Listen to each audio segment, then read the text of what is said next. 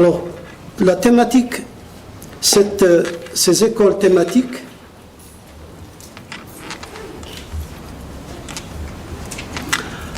ça c'est le logo, hein? On l'a appelé théma. Donc chaque année, nous aurons une théma. Une théma 2022, théma 2023. Cette année, c'est théma 2022. Et chaque année, il y aura une thématique qui se rapportera au développement scientifique et technologique. Alors nous allons voir que cette année, nous avons choisi les technologies de l'industrie 4.0 hein, et leurs applications, et on verra pourquoi. Alors pourquoi est-ce que nous avons choisi cette thématique? Eh bien tout simplement parce qu'il y a des enjeux considérables. Je vais en parler dans la conférence introductive que je vais faire dans un instant. Des enjeux considérables aussi bien économiques, technologiques, sociaux, environnementaux, culturels, etc. Parce que l'industrie 4.0, et on va voir pourquoi est-ce qu'on l'a appelé ainsi, a investi pratiquement tous les secteurs de la vie de l'homme et du travail de l'homme. L'industrie 4.0 a investi, comme je l'ai dit, tous les secteurs, l'industrie, le commerce, la logistique, la santé, l'agriculture, l'enseignement, etc. D'ailleurs, vous verrez qu'il y aura une conférence sur la logistique, une conférence sur l'enseignement 4.0 et d'autres applications dans d'autres secteurs. Ensuite, c'est parce que c'est un accélérateur d'innovation et de progrès. Grâce au développement considérable de l'intelligence artificielle, aujourd'hui, on est capable d'innover plus rapidement qu'avant. Tout simplement parce qu'on dispose d'algorithmes très avancés, d'algorithmes puissants qui permettent, je dirais, d'augmenter l'intelligence de l'homme, entre guillemets. Ensuite, l'I 4.0, il faut bien le savoir, ce n'est pas un phénomène de mode. C'est quelque chose qui va durer. On dit c'est une révolution. Je vais expliquer est-ce que c'est une révolution ou une évolution. Mais c'est quelque chose qui s'est installé.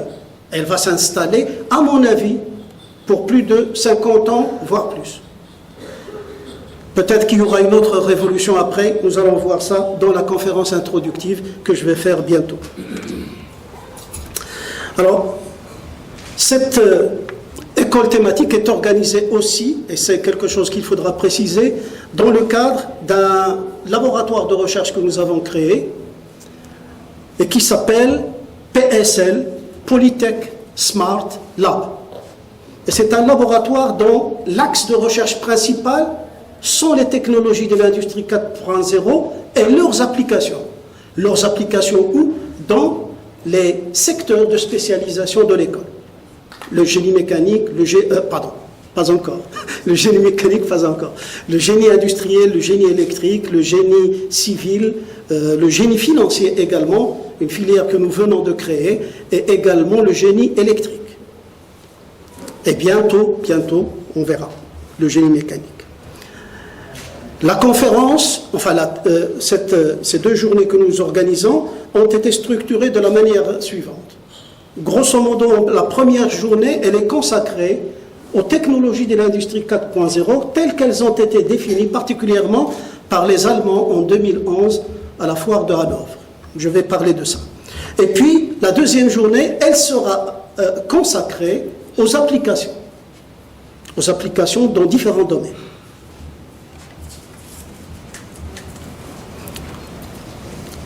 Ça, c'est le logo du laboratoire PSL que nous avons créé. Et ces thématiques, comme je l'ai dit, il y a plusieurs axes de recherche dans le génie civil, génie électrique, génie industriel, etc. J'ai donné un peu plus de détails, mais je vais passer. Aujourd'hui, on ne parle que de ça. Il faudrait bien le savoir. On ne parle que de l'industrie 4.0 et ses applications dans le monde. Il faut le savoir. Terminé. J'ai écrit 3 livres, 2 sur la maintenance et 1 sur la gestion des stocks. Donc chacun d'eux, il y a un chapitre sur l'industrie 4.0 appliquée à la maintenance, appliquée à la gestion des stocks, etc. Et vous verrez qu'il y aura différentes applications. On ne parle que de ça. Quelqu'un qui ne traite pas cet aspect-là, c'est quelqu'un qui est en rupture avec le progrès. Il faut absolument que ça rentre dans les cursus de formation de toutes les écoles d'ingénieurs, partout. Parce que c'est une révolution, c'est comme Internet lorsqu'il est arrivé et d'autres choses.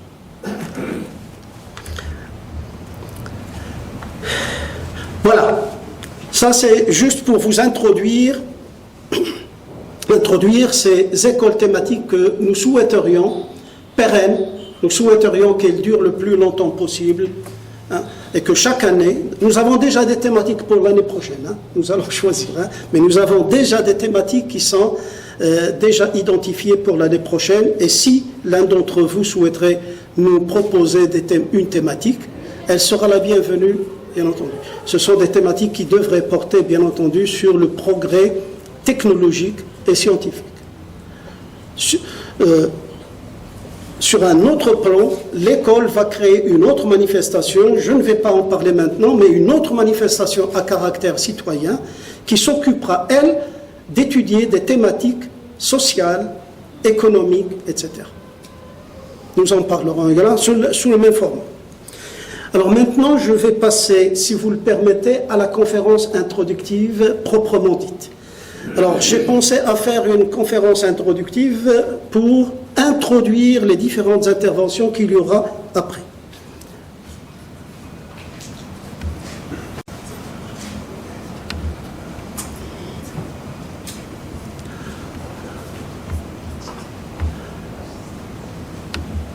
C'est que l'industrie 4.0, très rapidement, l'industrie 4.0 propose un nouveau modèle basé sur l'interconnexion de toutes les entités de l'entreprise. Lorsque je dis l'interconnexion, c'est tout. Ce qu'on appelle les 5 M. Les hommes, les machines, les locaux, les méthodes, standards, etc. Tout est interconnecté. Et on va voir comment. Et c'est ça qui est finalement à la base de l'industrie 4.0. On verra ça après.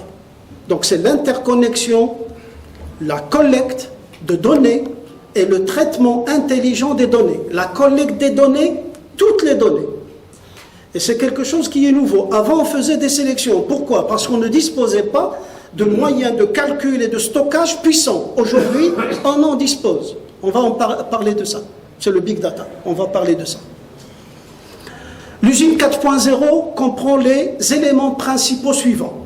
La smart production, c'est-à-dire une production intégrée où tous les éléments sont interconnectés. On va voir dans le détail comment ça se fait.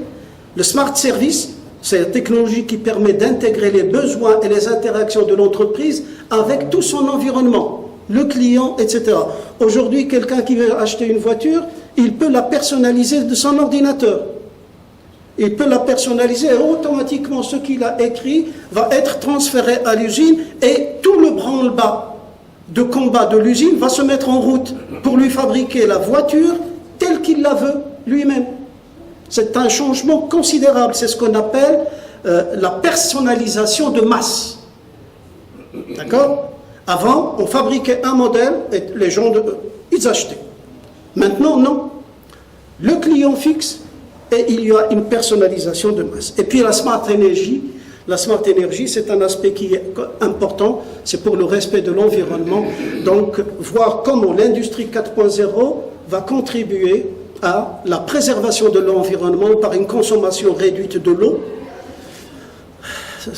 C'est un sujet qui est d'actualité chez nous, par la meilleure consommation de l'énergie, par l'introduction d'énergie verte, etc. Alors pourquoi on l'appelle révolution 4.0, la 4e révolution? Parce qu'il y en a eu 3 avant. La première, c'est lorsqu'on a découvert la machine à vapeur et qu'on a fait la mécanisation est apparue. C'était vers l'année 1784. La deuxième révolution, c'est lorsqu'on a découvert l'énergie électrique et on a commencé à l'exploiter, et puis la production de masse, lorsqu'on a commencé à fabriquer des voitures en série chez Ford, etc. Et puis, les lignes d'assemblage. Rappelez-vous le film de Charlie Chaplin, hein, les temps modernes. C'était cette époque-là. Et puis, il y a après la révolution qui s'est produite en 1969 à peu près. Hein. Les dates, il ne faut pas les prendre de façon... Non, c'est une période. Hein. C'est une période, il y a l'électronique. il y a l'informatique et l'automatique qui est apparue, et la robotique est apparue à ce moment-là. Mais c'est une robotique particulière, je vais en parler après. Et puis il y a eu le début d'Internet. Mais à ce moment-là, l'Internet, on considérait que c'est un phénomène de mode et que ça allait disparaître. Mais ça a tenu. Ça a tenu et ça a permis de révolutionner le monde entier. Et puis, la dernière révolution dont on parle, c'est pas today, c'est vers... elle est apparue, disons qu'elle a été formalisée aux alentours de 2011-2013. 2011-2013, et ce sont les Allemands qui ont rassemblé les éléments du puzzle de l'industrie 4.0 et ils ont fait un rapport. En fait, ils voulaient faire une révolution de leur industrie pour qu'elle soit plus performante que toutes les industries existantes dans le monde, et ils ont fait un rapport dans lequel ont contribué des industriels, des chercheurs, etc. Et elle est caractérisée par quoi? Par un ensemble de choses dont je vais parler, mais principalement des systèmes interconnectés, l'Internet des objets, les réseaux, l'intelligence artificielle et bien d'autres. Alors, quelle est la caractéristique de l'industrie 4.0 ou bien de l'usine 4.0? Elle est interconnectée, tout est interconnecté. Ça veut dire que une machine envoie une information à une machine, reçoit une information d'une machine, l'homme envoie des informations à une machine, etc. D'accord? Donc il y a une interconnexion pratiquement totale. Elle est intelligente et innovante grâce à l'intelligence artificielle, au machine learning, au deep learning, on va parler de ça. Elle est totalement digitalisée, c'est numérisé. Et notamment, il y a la simulation numérique qui prend de plus en plus d'importance. Il y a une conférence sur la simulation numérique, vous la verrez après. Elle est automatisée et autonome.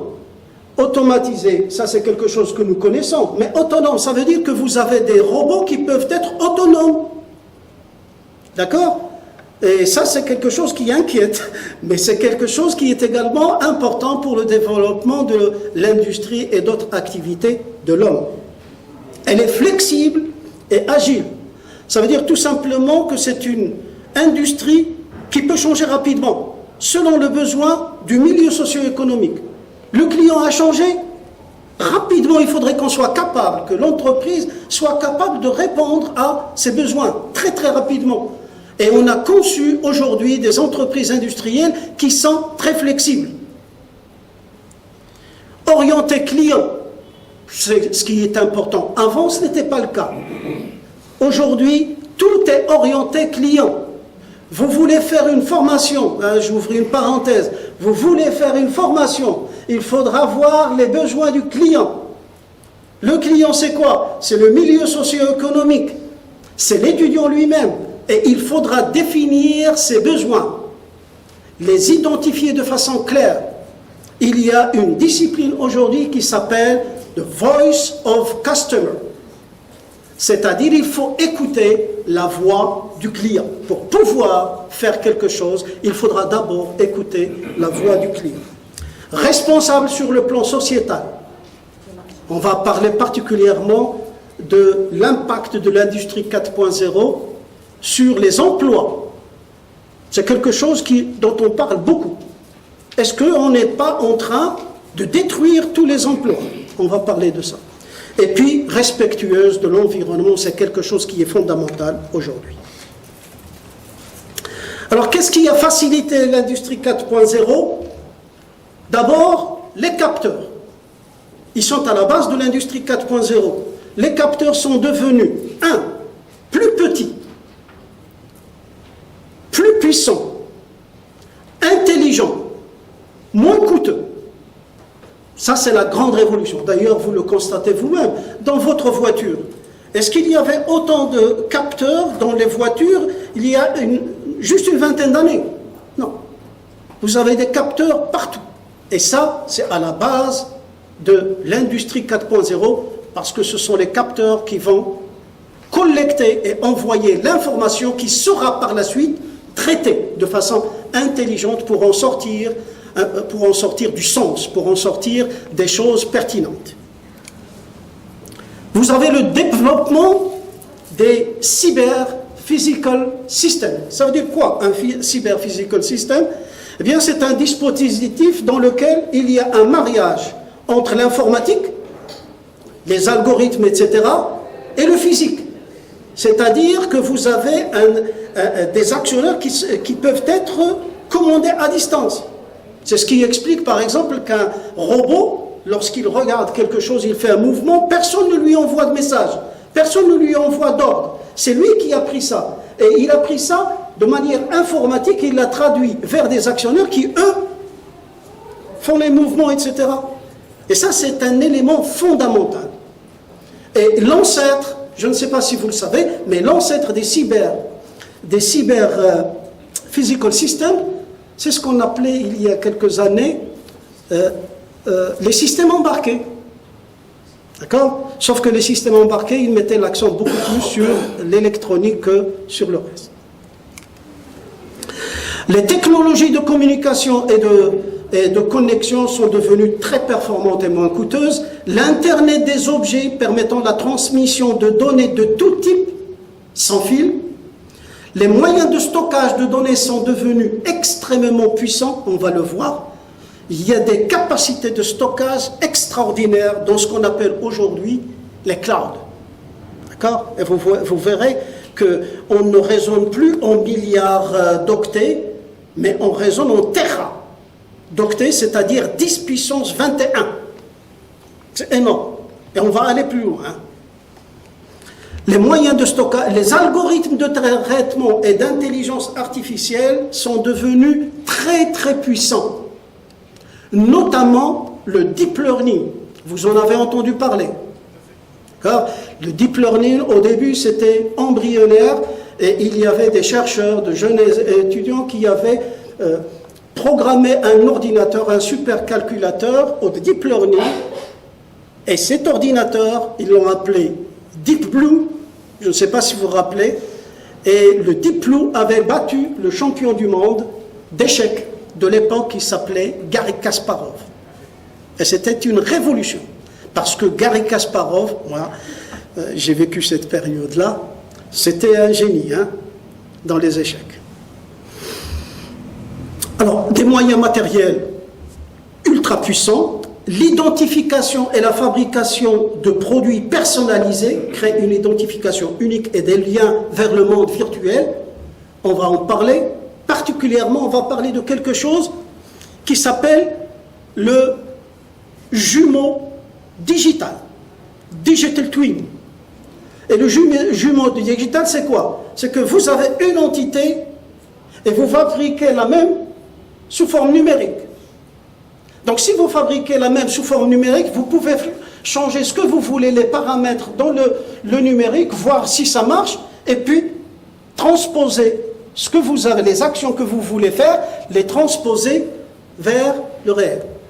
J'avais vu, lorsque j'avais à peine 19 ans, un film sur ça, où il y avait deux mondes, un monde dans lequel il y avait les gens réels, et un autre monde dans lequel il y avait les doubles.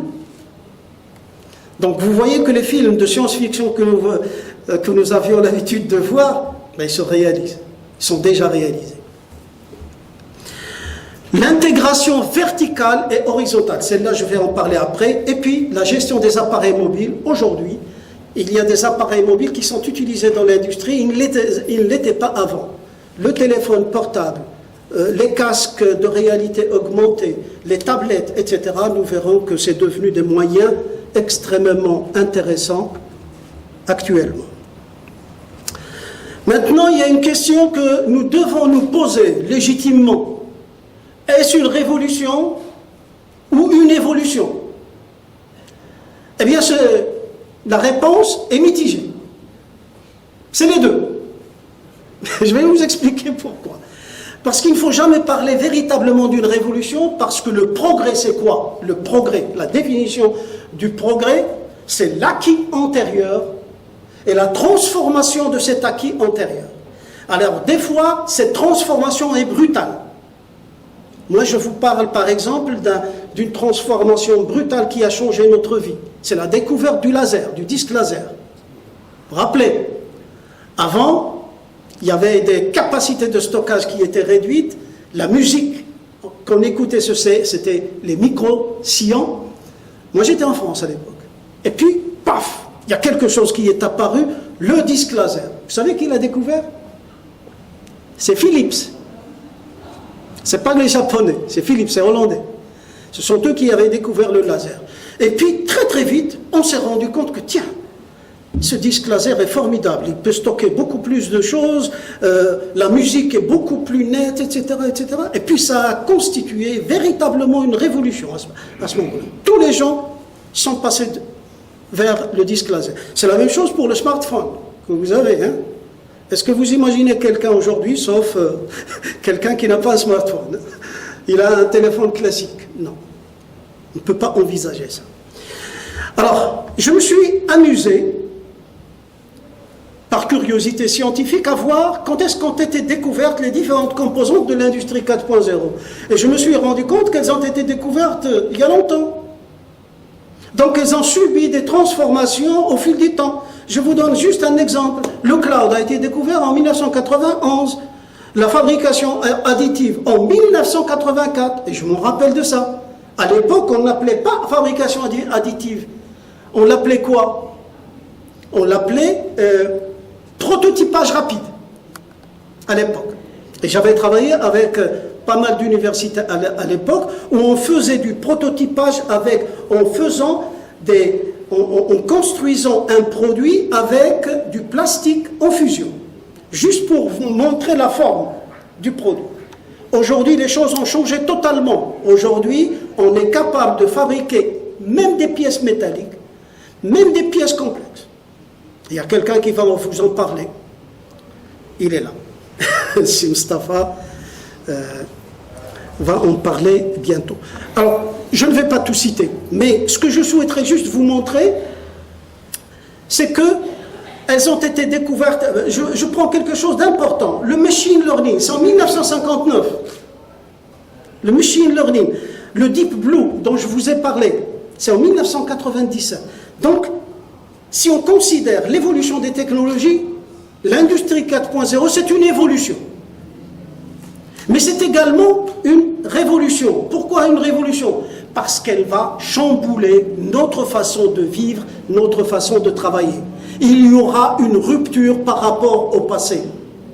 D'accord? Moi je dis dans quelques années, 5 ans, etc., tout va être chamboulé. Totalement. D'accord? Donc, c'est une évolution au niveau des technologies, mais c'est une révolution au niveau de transformation qu'elle va faire. Alors maintenant, je vais parler des enjeux. Et je vais parler des enjeux. Il y a des enjeux économiques. Je me suis amusé là également à faire une recherche pour essayer de trouver quels sont les gains, économiques.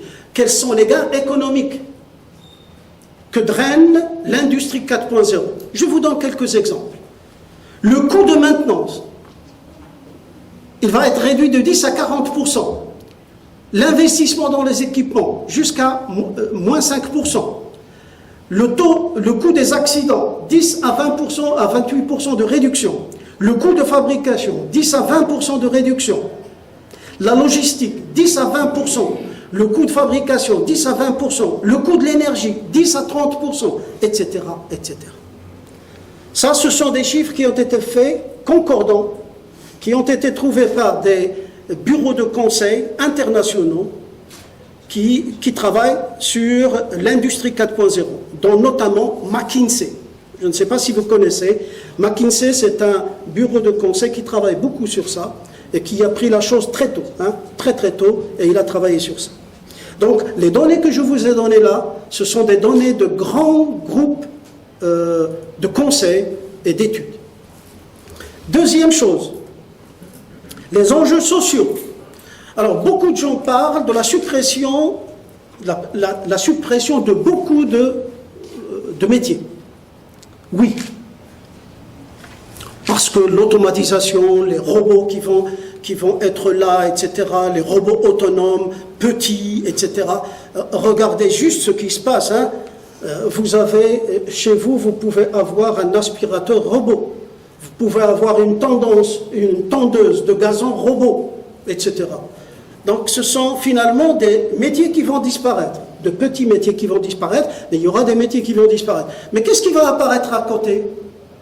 Des métiers qui concernent tout ce qui est data et traitement de la data. Donc les data scientists, les data miners, etc., etc.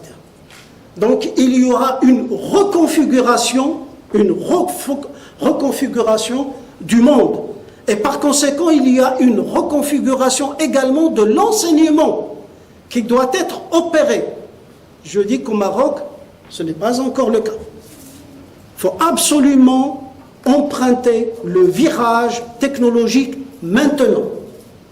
Aujourd'hui, si vous regardez les offres qui sont faites dans l'international, vous verrez qu'on demande des data scientists, big data, etc., intelligence artificielle, etc. Donc il faut préparer le monde à ça. Les enjeux environnementaux, je donne juste, il y aura une conférence qui sera faite sur les smart grids. D'accord? C'est pour dire que avec les capteurs dont on a parlé, avec le traitement intelligent, machine learning, deep learning, etc., on peut arriver à mieux utiliser l'énergie, à mieux utiliser l'eau. Ça existe déjà, ce n'est pas quelque chose du futur, ça existe déjà. Aujourd'hui, on a des capteurs dans l'agriculture qui permettent de voir comment optimiser l'utilisation de l'eau, à quel moment il faut irriguer, etc. Ce sont des choses qui existent aujourd'hui. Et au niveau énergie, c'est la même chose. On essaie de voir à quel moment, quel est le mix énergétique qu'il faut utiliser, d'accord, pour réduire l'empreinte carbone mondiale. Alors, on a parlé, on a introduit le décor. Maintenant, quelles sont ces technologies qui ont été identifiées comme faisant partie du puzzle Industrie 4.0? Eh bien, elles sont là.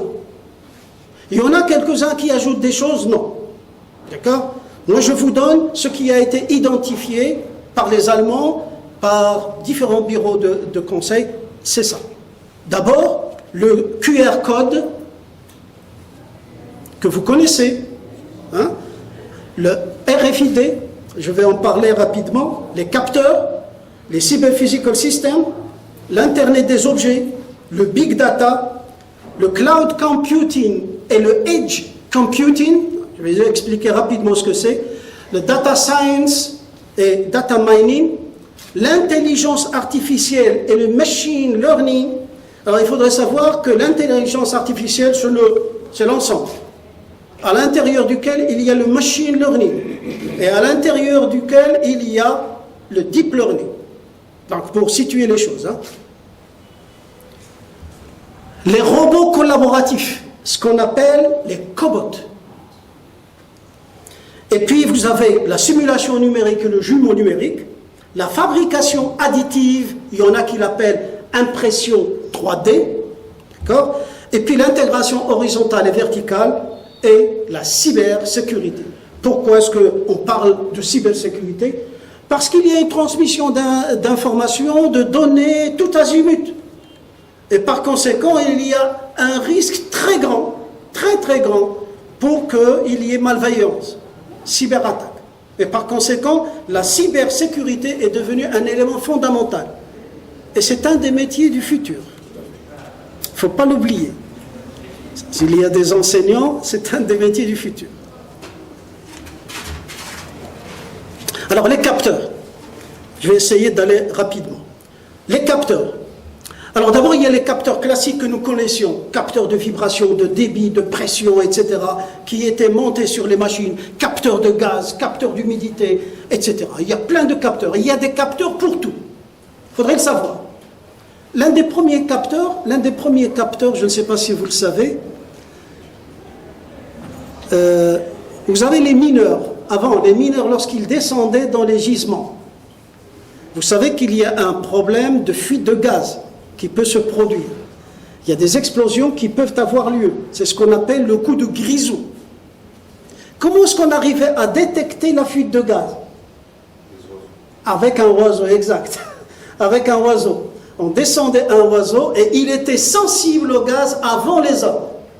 Et par conséquent, ils arrivaient à sortir avant.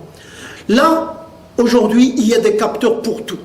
La seule chose qu'il y avait avant dans les capteurs classiques, qui traduisaient donc un phénomène physique, le traduisaient en signal électrique, etc.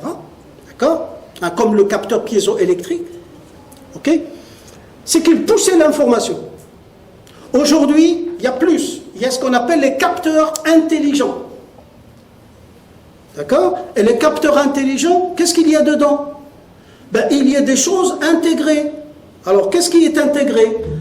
D'abord, des configurations configurables de traitement du signal, des fonctions d'autotest et d'autocontrôle, et l'étalonnage automatique. C'est-à-dire que ce sont des capteurs qui sont pratiquement autonomes, qui prennent l'information, la traitent, etc., et vous sortent ce qui est pertinent. D'accord? On les appelle les capteurs intelligents, smart,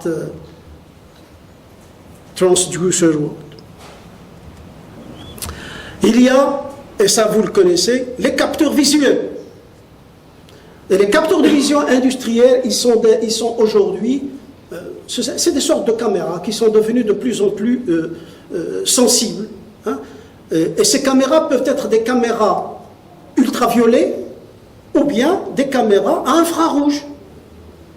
Les caméras infrarouges, leur intérêt, c'est qu'elles voient la nuit et qu'elles voient, par exemple, sur cet ordinateur, je peux mettre une caméra infrarouge et il va me montrer là où ça ne marche pas, là où il y a un échauffement anormal. Je peux prendre un homme, par exemple, et prendre sa photo, ce qu'on appelle le thermogramme de l'homme. Je prends le thermogramme de l'homme et s'il y a un problème à l'intérieur, vous savez que lorsqu'il y a un problème à l'intérieur, il y a une bataille entre les anticorps, etc. Et par conséquent, c'est un foyer d'échauffement. Et ça apparaît sur la caméra. Donc, il y a des capteurs de vision et des capteurs thermiques. D'accord? Et ces capteurs-là, ils sont utilisés dans différents domaines. Ils sont utilisés, par exemple, pour le contrôle qualité. Ils sont utilisés pour détecter des anomalies. Ils sont détectés également pour faire une surveillance, etc. Il y a plein d'utilisations. C'est énorme. Le QR code, vous le connaissez, je ne vais pas en parler, hein, je passe. Vous l'avez même dans votre téléphone, vous arrivez à... Aujourd'hui, il y a une application qui permet de le générer, il y a une application qui permet de le lire. Donc, en fait, le QR code, Quick Response Code, en fait, il a été développé par une entreprise japonaise qui s'appelle Denso pour suivre le produit dans l'usine. D'accord? Et par conséquent, ça a entraîné un gain considérable de temps et une traçabilité qui était excellente. Deuxième élément, c'est le RFID. Alors, qu'est-ce que ça veut dire RFID? C'est Radio Frequency Identification, ou simplement l'identification radio. Alors, qu'est-ce que c'est? C'est quelque chose que vous connaissez également. Je vais vous montrer ça sur un schéma rapidement. C'est ça. C'est ce qui est en bas. D'accord? L'étiquette. On appelle ça une étiquette RFID ou un tag RFID. Et il est composé de quoi? Très simple. Il est composé d'une puce et d'une antenne. La puce, elle contient un certain nombre d'informations, beaucoup plus d'informations bien entendu que le QR code ou autre. D'accord? Donc on peut mettre des adresses, plein de choses. Et puis vous avez une antenne qui permet de transmettre l'information et de transmettre des signaux et de recevoir des signaux. Et c'est intéressant, pourquoi? Parce qu'on arrive à identifier et suivre un produit à distance. Et on peut aller jusqu'à 100 mètres et plus. D'accord? Avec les lecteurs qui sont là. Je passe, hein, il y aura un document complet sur ces choses-là qui sera dans la revue qui accompagnera cette manifestation à la fin. D'accord? C'est juste parce que nous avons pris du retard. Alors maintenant, les cyber physical systems. Un cyber physical system ou intelligent system est un système informatique et mécanique dans lequel un mécanisme physique est maîtrisé par voie contrôlée, maîtrisé par voie informatique par le biais d'algorithmes avancés, d'algorithmes adaptés. Alors, les exemples où on utilise les CPS, vous avez les smart grids, les véhicules autonomes, les systèmes médicaux, les systèmes industriels de contrôle, les robots, etc. etc. Donc là, ils sont utilisés partout. L'intérêt, c'est quoi? L'intérêt, c'est que ce sont des systèmes qui allient l'informatique, qui relient l'informatique et le physique. D'accord? L'informatique agit sur le physique.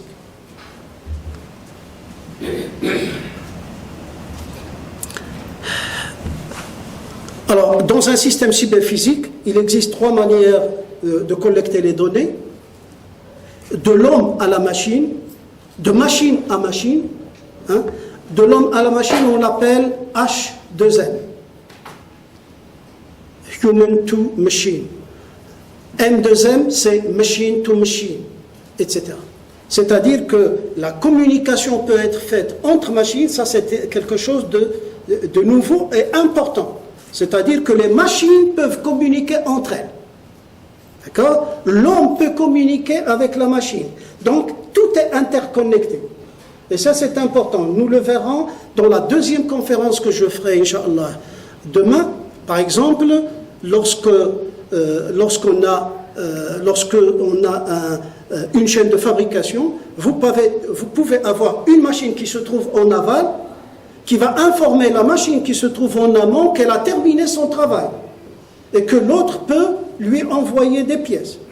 Donc on n'a pas besoin de l'homme pour envoyer des ordres, pour dire à la machine, d'accord? Donc il peut y avoir un protocole qui permet à une machine d'envoyer un message à l'autre machine. Alors l'IoT, c'est Internet of Things. Je ne suis pas d'accord sur objet. Sur objet, pourquoi? Parce que l'homme aussi doit être considéré comme objet, parce que l'homme fait partie de ça. L'homme est également interconnecté. Je ne sais pas si vous avez vu ça. En Suède, il y a un certain nombre de personnes qui ont accepté qu'on mette une puce sous la peau. C'est une puce RFID sous la peau. Donc on leur met, et puis lorsqu'il vient par exemple pour rentrer quelque part, payer quelque chose, il met la main et tout de suite c'est identifié. D'accord? C'est identifié et on peut même débiter son compte lorsqu'il va par exemple acheter quelque chose, débiter son compte. Je ne sais pas si vous avez vu des vidéos où les gens rentrent dans un supermarché, achètent ce qu'ils veulent et sortent. Il n'y a personne. Parce que la personne qui est rentrée, elle a été identifiée, on va voir ça, elle a été identifiée par reconnaissance faciale. Elle vient prendre un produit, le produit a été identifié par un capteur de poids et il a été identifié par un capteur de vision. D'accord? Lorsque la personne sort, la facture est établie automatiquement et apparaît dans son portable. Et son compte est débité. J'ai vu ça, c'est considérable, c'est particulièrement développé en Chine, qui est en avance dans ces domaines-là. Alors, l'Internet des objets, ça veut dire tout simplement quoi? Pour résumer, je ne vais pas... Pour résumer, ça veut dire tout simplement que les objets communiquent entre eux. D'accord? Vous avez votre téléphone, eh bien, ce que vous faites dans votre téléphone, on le sait dans le cloud de Chine ou bien d'Amazon qui se trouve quelque part. L'information a été déjà véhiculée, etc. Comment? Elle a été véhiculée sans fil jusqu'à ces serveurs, ces grands serveurs dont on parle, et ils subissent un traitement, notamment un traitement marketing. Vous cherchez une information sur Internet, automatiquement une information par exemple sur une maladie, le lendemain vous recevez tout un ensemble de propositions concernant cette maladie. D'accord? Ça, c'est quelque chose qui a été fait dans le cloud. Et ça, c'est véritablement à l'origine de l'Internet, de l'industrie 4.0. Et le nom a été donné en 1999 par le Britannique Kevin Ashton. C'est lui qui a parlé de Internet of Things. Mais dans ce cas-là, il faut considérer que l'homme aussi devient un objet. Sur le plan communication. Alors, un objet pour qu'il soit identifié, il faut qu'il ait une adresse IP. Et là, il y a un problème qui se pose. Y a-t-il suffisamment d'adresses IP? Le protocole qu'on utilisait jusqu'à maintenant, c'est le IPv4. D'accord? Une adresse IPv4 est une adresse dans la version 4 du protocole IP. Cette adresse permet d'identifier chaque machine connectée sur un réseau informatique. L'adresse, elle est comme ça. Hein? Vous avez vu l'exemple que j'ai donné là. D'accord? L'IPv4 a été créé en 1981. Il a donné lieu à combien d'adresses? 4,3 milliards d'adresses. Aujourd'hui, c'est devenu insuffisant le 25 novembre 2019. C'est devenu insuffisant. D'accord? Donc on a continué avec l'IPv4 avec les adresses qui n'ont pas été utilisées. Puis après, on a demandé à tout le monde de migrer vers l'IP6V. Et l'IP6V, elle est là.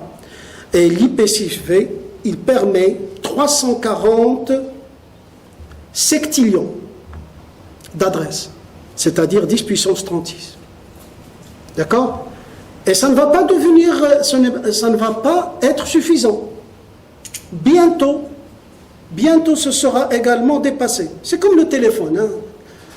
Ça va être dépassé, par conséquent, il faut passer à la suite, à une autre façon de codifier. Bon, quelques statistiques pour situer l'importance de l'Internet des objets. Les ménages ont 10 appareils connectés en moyenne et passeront à 50 en 2021. Ça, c'est une étude qui avait été faite. Je ne dis pas chez nous. Hein. Chaque seconde, 127 appareils se connectent à Internet pour la première fois. Les dépenses mondiales liées à l'IoT ont dépassé 10 puissance 12 $. Rien qu'en 2020. Près de 70% de tous les nouveaux véhicules dans le monde seront connectés à Internet d'ici 2023. Les appareils IoT généreront 79,4 zeta-octets, c'est-à-dire 10 puissance 21 en 2025. Ça vous montre qu'il y a un développement considérable, il y a une accélération, c'est-à-dire que nous sommes dans une courbe qui est comme ça. D'accord? Et c'est tout à fait logique, parce qu'il y a une accélération du phénomène. Le big data.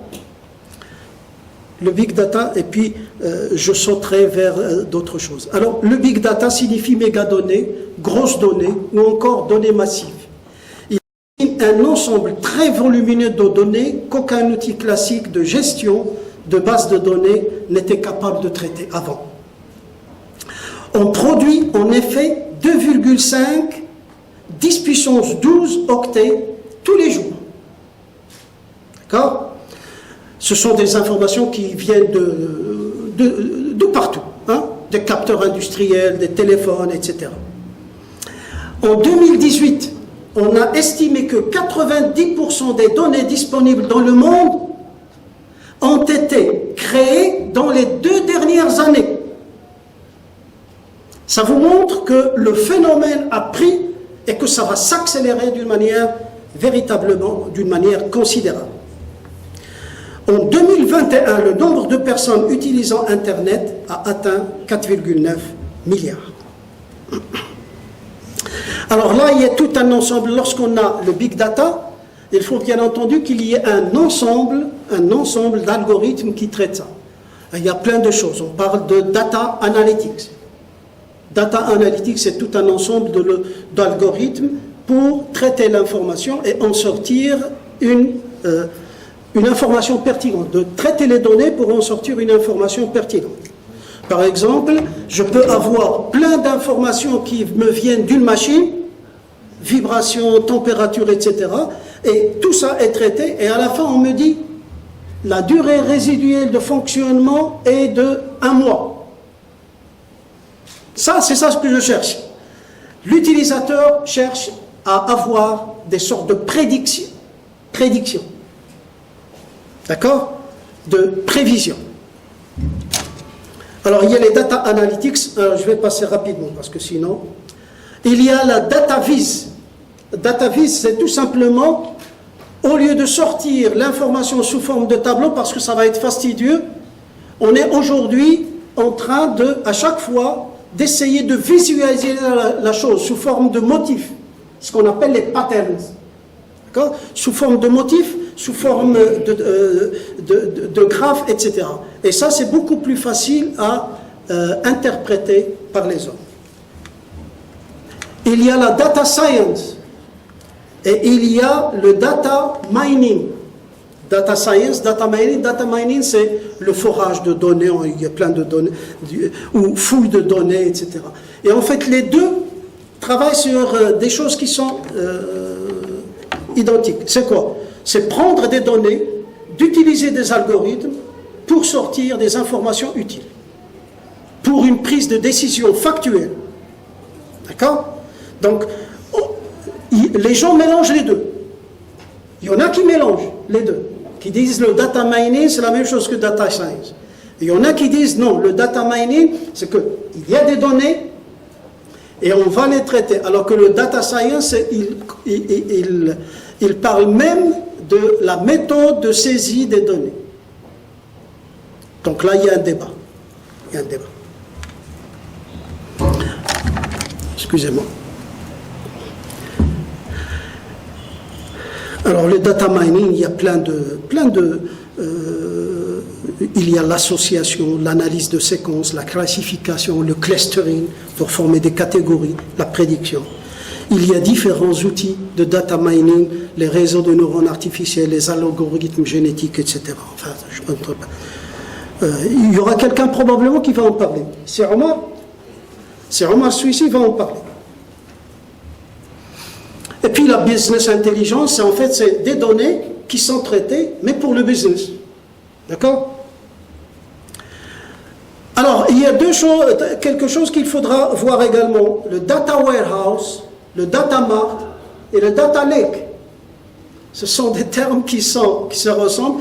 Et en fait, le data warehouse, c'est tout simplement, c'est comme vous avez des données, mais qui ont été formatées et qui sont stockées quelque part. C'est comme les pièces de rechange que vous mettez dans un magasin. Elles sont étiquetées, on sait ce que c'est, donc elles sont formatées.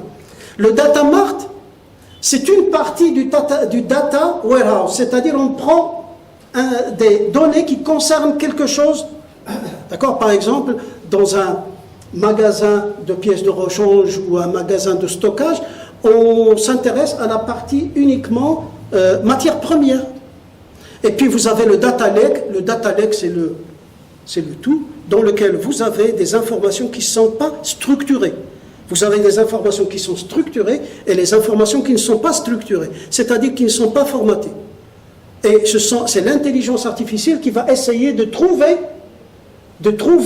ce qu'il y a d'intéressant, de commun entre ces données. Le cloud, ce sont tout simplement... le cloud, ce sont des serveurs qui sont puissants, hein, qui permettent le stockage, mais il y a également un traitement qui est fait, un traitement de données. Alors, la capacité de stockage mondiale peut atteindre 11,7 10 puissance 21 zeta-octets, donc 10 puissance 21 en 2023, soit plus du double par rapport à 2018. Il reste que cette capacité de stockage ne suit pas le rythme de production de données. Celle-ci passerait de 33 zeta-octets en 2018 à 175 zeta-octets en 2025. Les principaux fournisseurs de cloud, il y a Amazon, bien entendu, Microsoft, Azure, Google, etc. Ce sont les grands utilisateurs finalement des données massiques. Alors, très rapidement, dans le cloud, il y a le software as a service. En fait, dans le cloud, qu'est-ce qu'on a fait? C'est comme une maison. C'est comme une maison dans laquelle on peut louer des choses. On peut louer un logiciel qu'on va utiliser. On peut louer une plateforme qu'on va utiliser pour créer des applications à soi. On peut louer une infrastructure. C'est comme, par exemple, on peut utiliser une infrastructure avec les logiciels, les algorithmes, etc. pour faire des développements. Et il y a des plateformes qui sont mises à la disposition par Google et par d'autres. Et puis, il y a également les Function as a Service, également connus sous le nom de serverless, qui divisent les applications cloud en composants plus petits, uniquement exécutés en cas de besoin. C'est comme par exemple lorsque vous êtes dans une maison et que vous dites, au moment du déjeuner, je vais louer la chambre, la salle à manger. Au moment de le soir, je vais louer la chambre à coucher, etc. C'est comme ça que ça a été fait, si j'essaie d'imager la chose. Alors, les clouds, voici les principaux clouds qui existent. Alors, le reste, je vais passer très rapidement. L'edge computing, c'est de faire des traitements, non pas dans le cloud, qui peut être éloigné, mais de faire le traitement près dans l'usine elle-même. D'accord? Pour rapprocher le traitement de l'action. C'est ce qu'on appelle le edge computing. Il se trouve à la frontière. La réalité augmentée, la réalité augmentée, c'est quoi?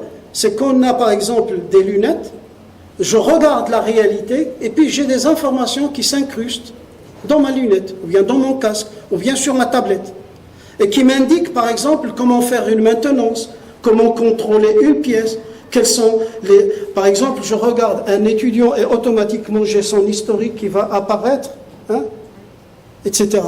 C'est des choses incroyables qui peuvent se produire par la suite. L'intelligence artificielle, il y a quelqu'un qui va en parler, je vais passer ça. Alors, je passe à la fin, parce que beaucoup...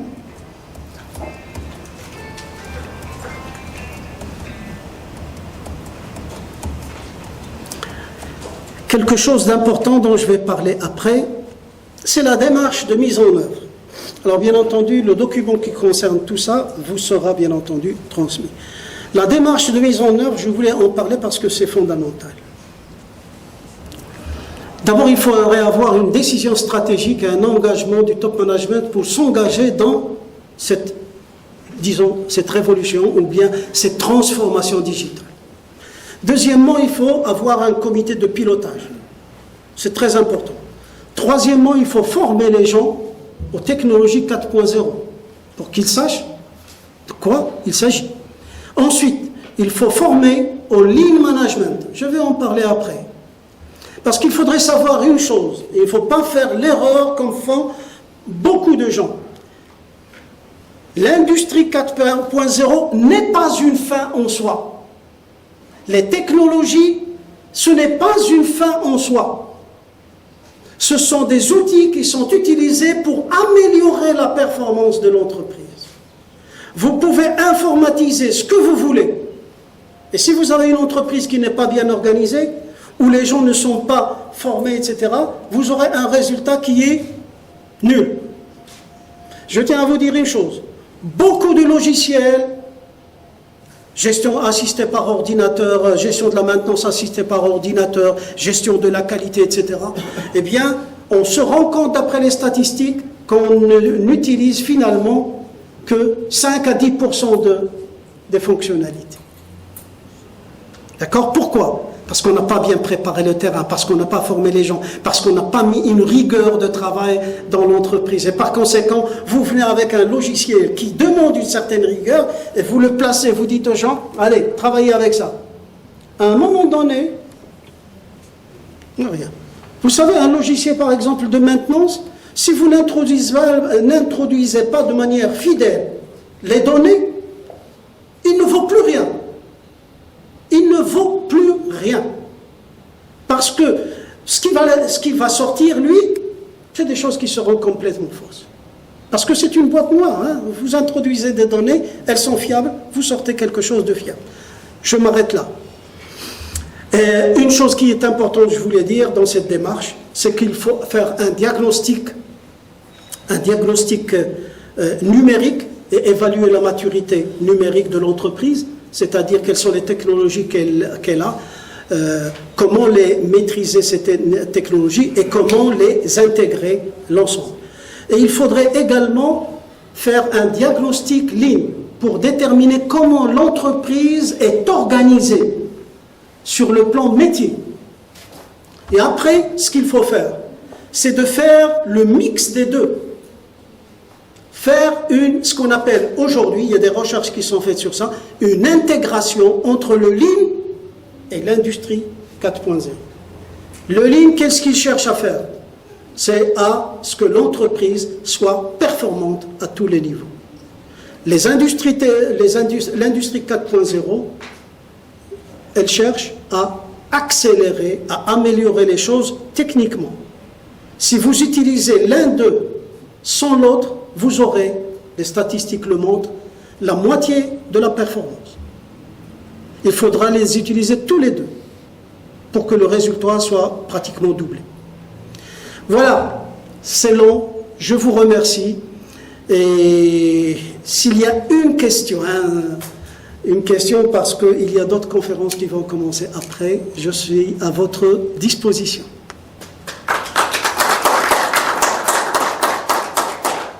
C'est très long, mais j'ai fait un document d'une quarantaine de pages. J'ai dépassé une quarantaine de pages dans laquelle il y a tout ça. Ce sera dans la revue. Question? Merci pour cette présentation très pédagogique, très intéressante. Merci, Cheikh Jordi. C'est dans ce sens-là qu'on a fait cette conférence. C'est intéressant qui va venir par la suite. Merci beaucoup. Ma question sera... En fait, c'est beaucoup plus question d'engagement, mais pas de la part des dirigeants de l'entreprise, mais d'une manière beaucoup plus générale, plus holistique. Si on essaie de prendre le modèle allemand, vous en avez parlé, on connaît tous, en fait, le fédéral, c'est une fédération. Tout le monde connaît, c'est-à-dire l'implication, le devoir d'engagement de l'État allemand dans la réussite de toute cette mouvance d'industrie 4.0 en Allemagne. Après, tout le monde connaît ce qui s'est passé dans le monde entier. J'ai envie de savoir, selon vous, vos recherches, qu'en est-il du modèle marocain? C'est quoi le niveau d'implication, d'encouragement de l'État marocain pour promouvoir et faire en sorte à ce que toutes les entreprises, toute l'économie bénéficie de l'ère du 4.0? Très sincèrement, il n'y a pas de véritable stratégie dans ce sens-là. À un moment dans l'ouverture du marché, la libéralisation des échanges, parce que le Maroc fait partie de l'Organisation mondiale du commerce, on a dit qu'il faudrait absolument que le Maroc se désengage vis-à-vis des entreprises, d'accord, qu'il ne protège plus ses produits, qu'il ne protège plus ses entreprises. Il faudrait que les entreprises comptent sur leur atout personnel pour se développer.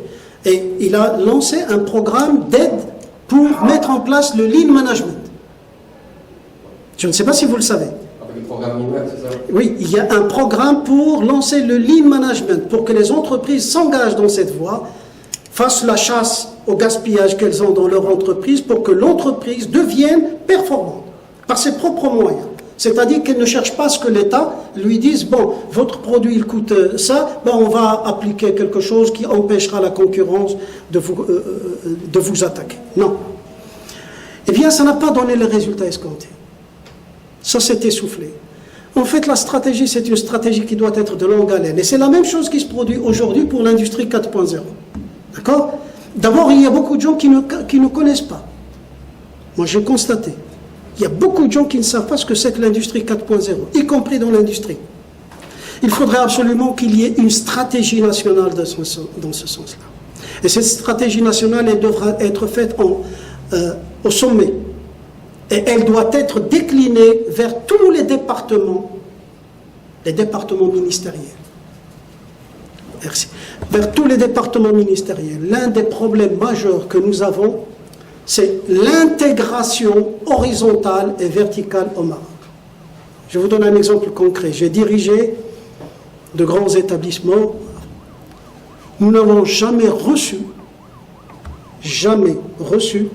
une demande nous disant tel secteur est en train de se développer, vous devez former tant. Tel secteur est en train de se développer, il faut former tant. C'est nous qui cherchions à voir ce que demande le milieu socio-économique. Et j'ai des collègues qui sont là, ils le savent. Donc c'est nous qui cherchions. Non, il faudrait qu'il y ait une stratégie, qu'on dise, voilà, dans tel secteur, on a besoin de tant de personnes, dans tel domaine, dans tel secteur, on a besoin de tel volume de diplômés, etc. Et faire en sorte que les entreprises puissent bénéficier d'aides substantielles pour s'engager et suivre ces actions-là, les suivre. Voilà. Une dernière petite question, est-ce qu'on pourrait imaginer que pour les prochaines demandes, on pourrait imaginer que c'est-à-dire, je ne sais pas quelle sorte de livre blanc, quelque chose pour influencer un peu l'État, ne serait-ce qu'en termes de constat pour la proposition de plan d'action, on peut remonter. C'est vrai. Pas dans Théma. Vous avez toutes les dispositions nécessaires. Pas dans Théma, dans l'autre manifestation que nous sommes en train de préparer.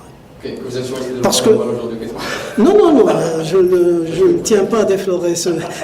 Mais il faudrait laisser ça. Mais nous avons le nom de la manifestation, etc. Mais ce sera une manifestation dont la thématique principale va être le développement économique, social, environnemental, etc. du pays. D'accord, c'est autre chose. Ce que nous faisons dans Théma, c'est plutôt le développement scientifique et technologique. Écoutez, je vous remercie beaucoup.